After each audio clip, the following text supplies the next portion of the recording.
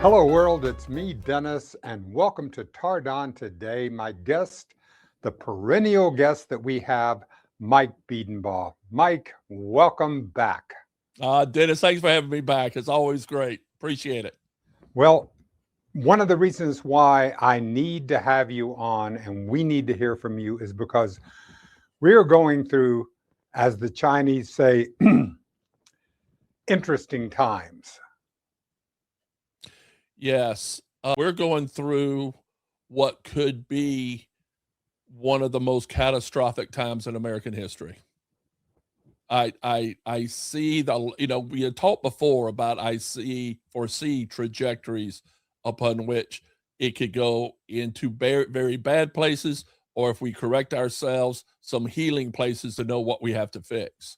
Yes. The episode of the last 2 weeks, from issues of what's happened in our own cities in Minneapolis to what's happening with Greenland, what happened in Venezuela, it is unlike anything I could have ever imagined. Our nation actually elevating a leadership system that would condone this type of activity.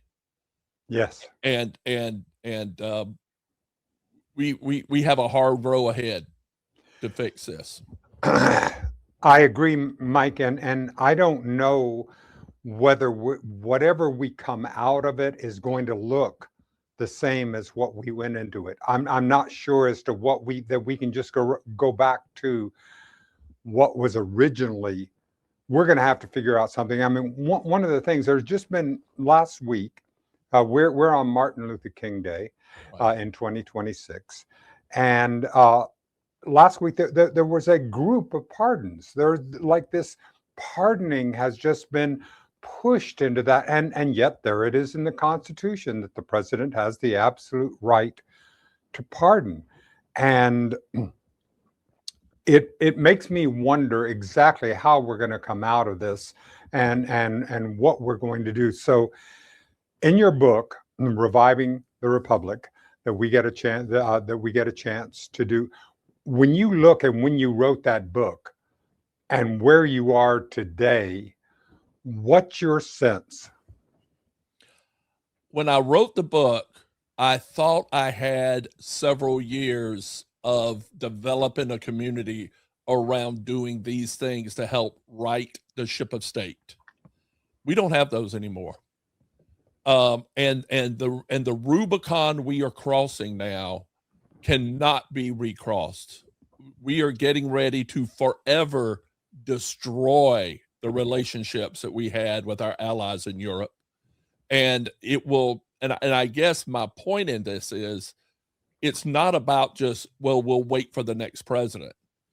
The lack of trust and faith in our system to produce predictable relationships is done as far as the Europeans are concerned.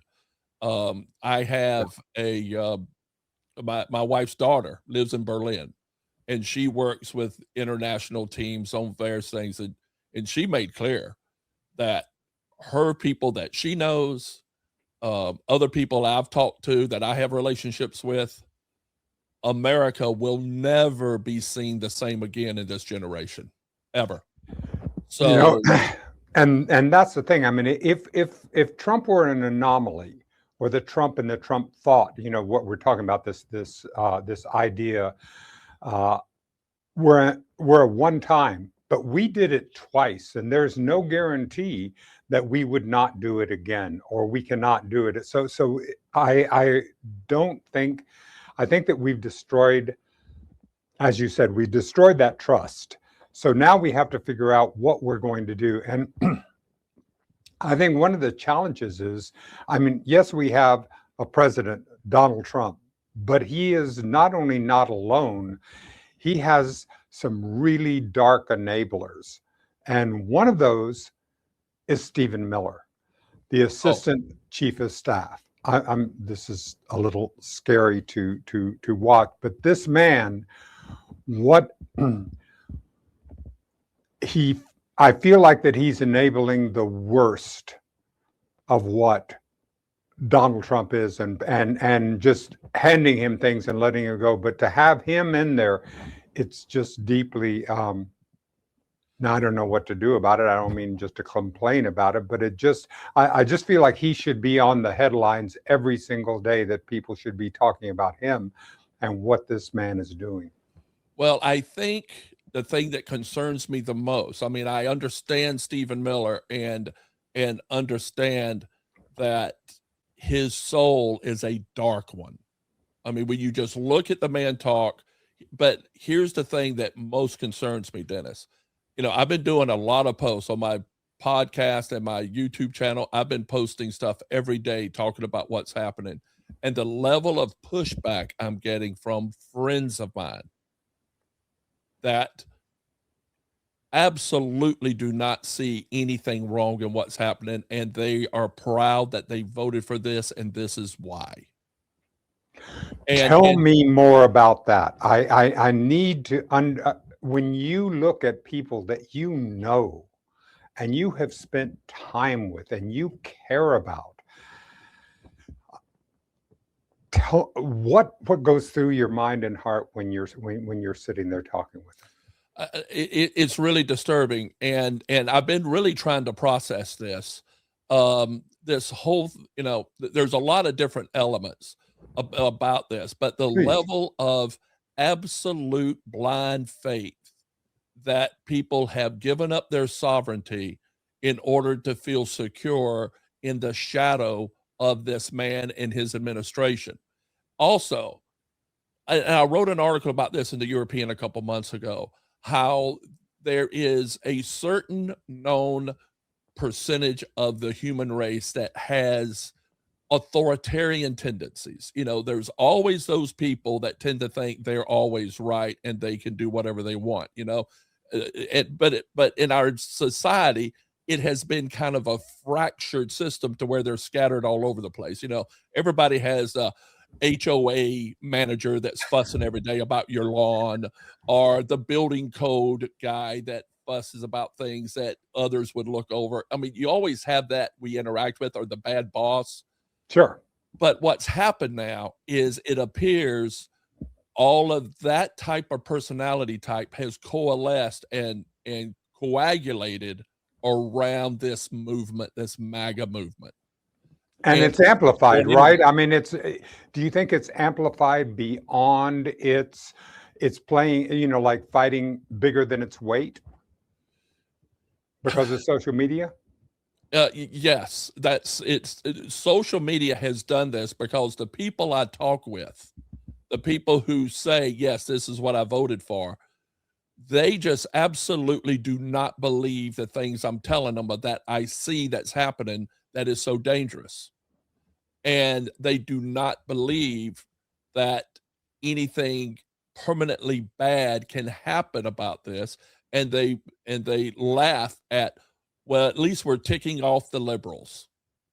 You know, it's a total blind faith. And what it is 50 years of no civic education that really educated people about our founding principles and why we are who we are.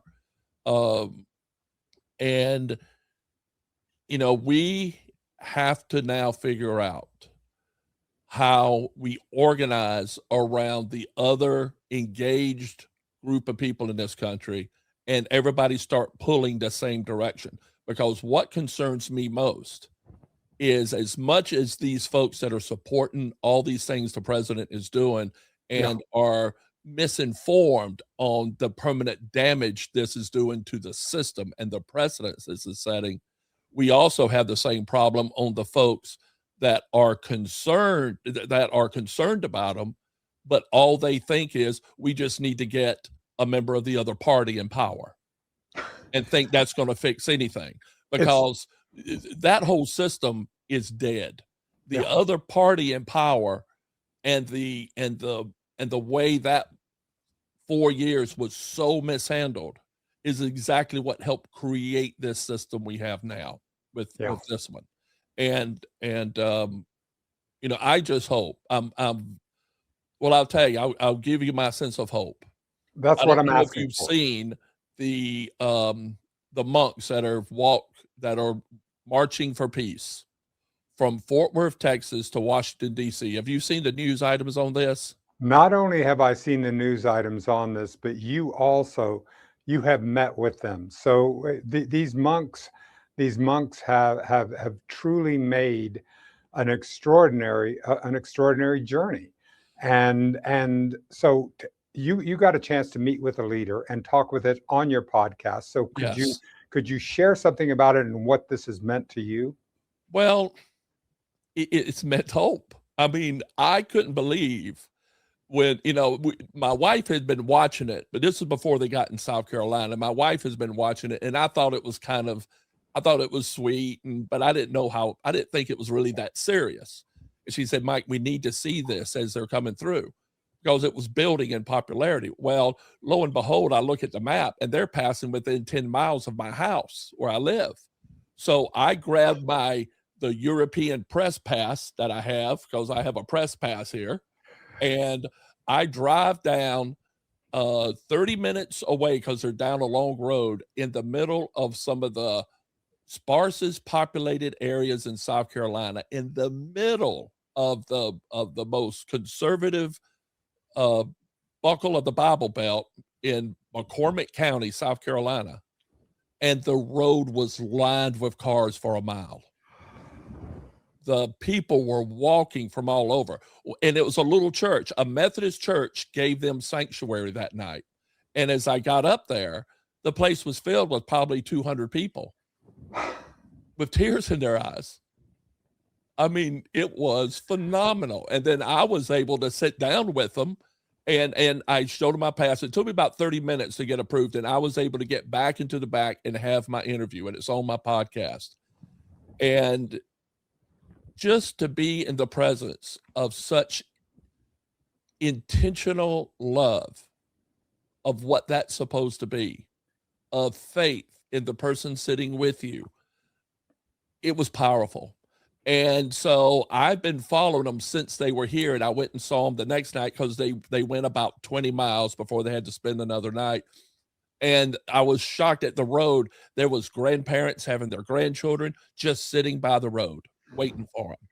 And then when they came to Columbia, if you look any of the things when they come into Columbia, they had a drone. There was probably 8,000 people on Main Street watching them. So I did another video about the conflict we're in now, the duality of the choices and the paths we have between faith in the human experience and grace and love and peace, and this other darkness that is happening, that we're having to combat, that we're having to deal with. That's exactly it. It's absolutely fascinating. Separation versus unity consciousness. Yes. Yes. And the fact that this is becoming so powerful shows me that, if we were in old Greece or in the movie Game of Thrones right now, we'd say the gods are with us. I mean, the universe consciousness is giving us a choice. Of course. And it's one that the verdict is still out, how this is going to be handled, but it shows us it is our choice. Right. And that's what's reminding us about this. And that gave me tremendous hope.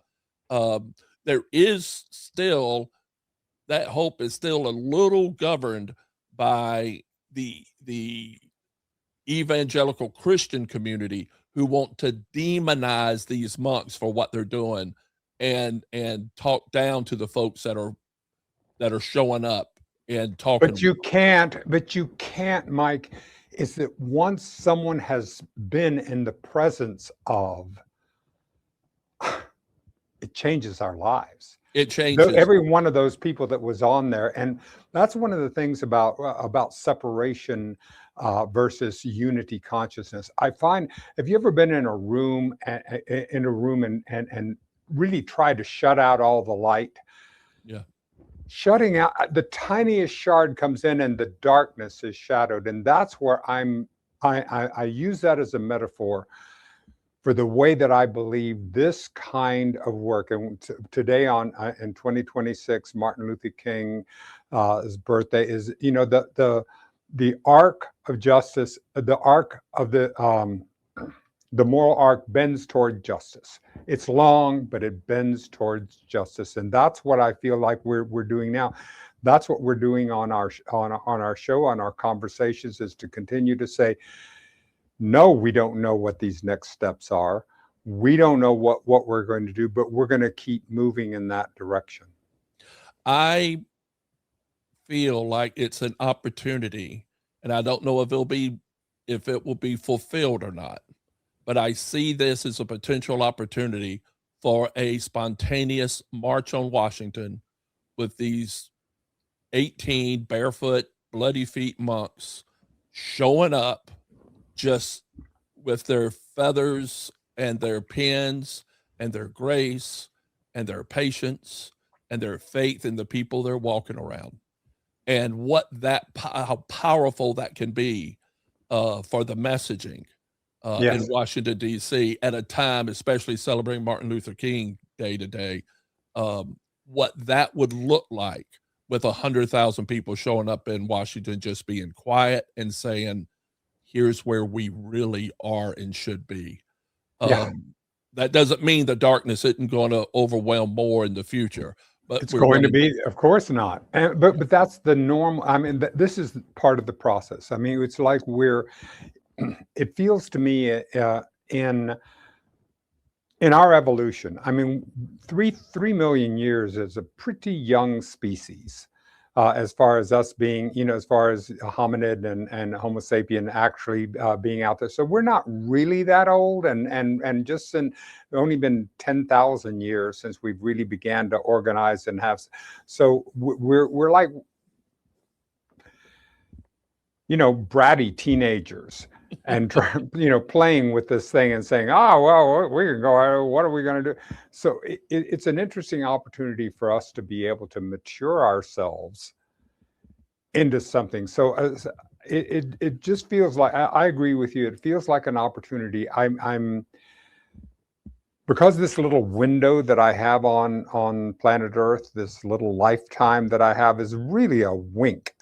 Or the tiny in the whole. It just feels like that we're going to something that's going to come out of this that is going to be beyond my lifetime before we see but we're going to be like farmers. We're going to be able to plant the seeds and help to grow and nurture these early shoots to be able to get into something.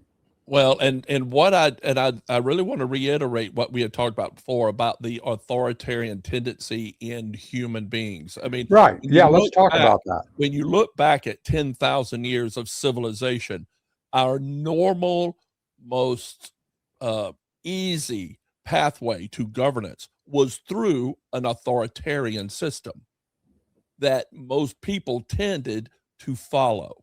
Yes. And it's an extraordinary thing when a civilization can put the combination of different inputs together to go, the individual is more important than the leader. Yes. The rights, the law, the rule of law, all of those things is a very, very precious commodity that when you mix that into the elixir of the human population into a society, and it works. In our nation, it worked in one big picture, but it still had the quirks and foibles and failures of others, whether it was enslavement or Jim Crow or all of those different things. But we had put together a mechanism to have that arc right toward justice. Exactly. And to see that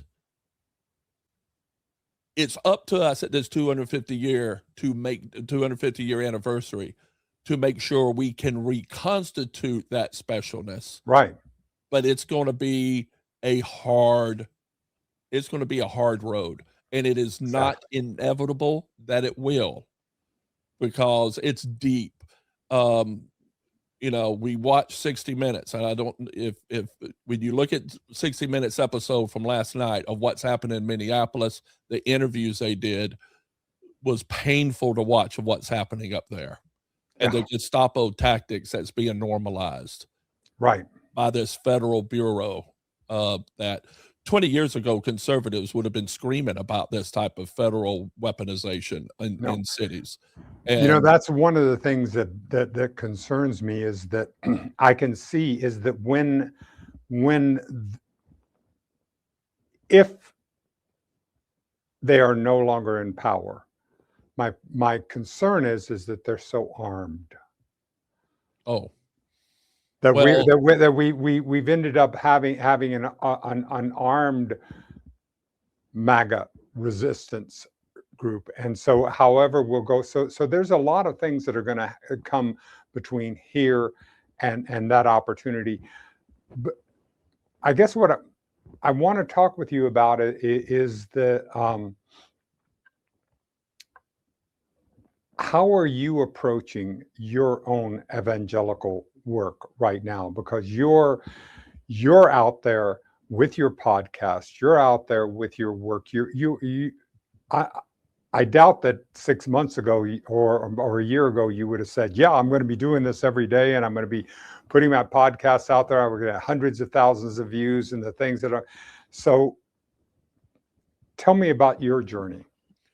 well, my journey has been buttressed with hope after I posted that interview with the leader of the, and I'm terrible at names, so I'm not even going to try to say his name because I'll But butcher it. you say it in the link, and we'll have a link on the Good. console.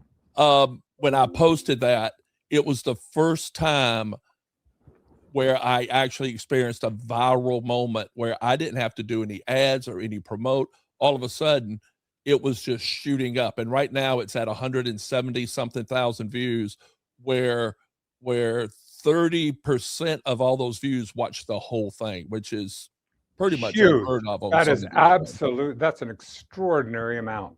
It is. And so it showed me the positives people want to see. So how I'm approaching this is focused on declaring what's wrong and looking at it in the face and say this is not the way we should act, and but also always buttress it with, but there is a way we can fix this to where we Yeah. can be a nation again.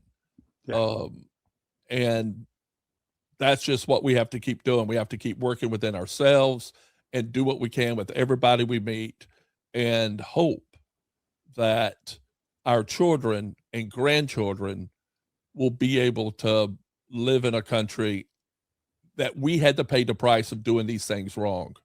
Right. Because I think this is a generational change that will take another generation to get it back. Yeah. You know, I want to ask you about that historically because we're in the 250th anniversary of the Declaration of Independence. But when we declared our independence, that didn't make us a country. We weren't America then. We were it's kind of it's almost like it's ahistorical that we're celebrating this now when it actually was a really it was a quite a long process before we were actually able to say that we are a real country. Yes. I mean, you have the laws and the technical aspect of, yes, we had a government, but we were on a shoestring. I mean, my beaten ball ancestor was a loyalist fighting one of my Scotch Irish ancestors, trying to kill him. So, our nation was born in a bloodbath in upstate South Carolina. It was a bloody civil war where neighbors were going to neighbors and shooting them in their cabins. Yeah. And it shows me how tenuous this society is, which also shows me how impactful and powerful the constitutional system that they were able to put together that brought all these people into a way to work. Yes. But what also we had that we have not had in a very long time was when you get ne'er-do-wells and people who just don't know how to work within the system and don't get along. And I don't want to say the word outlaw in the sense of they're criminals, but outlaw meaning they don't fit into the civil society. All they did was just go west and go somewhere Exactly. else. That's where, I mean, there was We a don't have sign, that anymore. a sign on the wall, GTT, gone to Texas. That's it. Yes. They just left and they moved out and took over the First Nation lands. And Yeah, that's it. But we don't have that safety valve anymore of no, where people can remake themselves in a new place. And what's happened, the things that happened to Europe, where you have an urbanization of society and really people can't go anywhere, that's where we are now. So we have exactly. to figure out how that sense of independence and my land is my kingdom works when your land is on top of other people's place, and how, what is your responsibility now to other citizens? And that's Exactly. what we have to figure out. Thank you, Mike. As we continue on this process, will you come back and give us the data points and help us to see where the lights are and where the darkness is and how we can continue to dispel it together? Dennis, thank you so much for having me on. I want to leave with the concept that there is so many more good people wanting to do what needs to be done. We just have to find the way for that voice to get reflected and percolated up into our halls of governance. It can happen, but we have to take the job seriously. And thank you so much for having me on. I appreciate it. My pleasure, Mike. You inspire me to the max, and we will continue to do this. And thank you, Mike Biedenbaugh. All the links are on the console, and we will see you, Mike, and everyone else next time.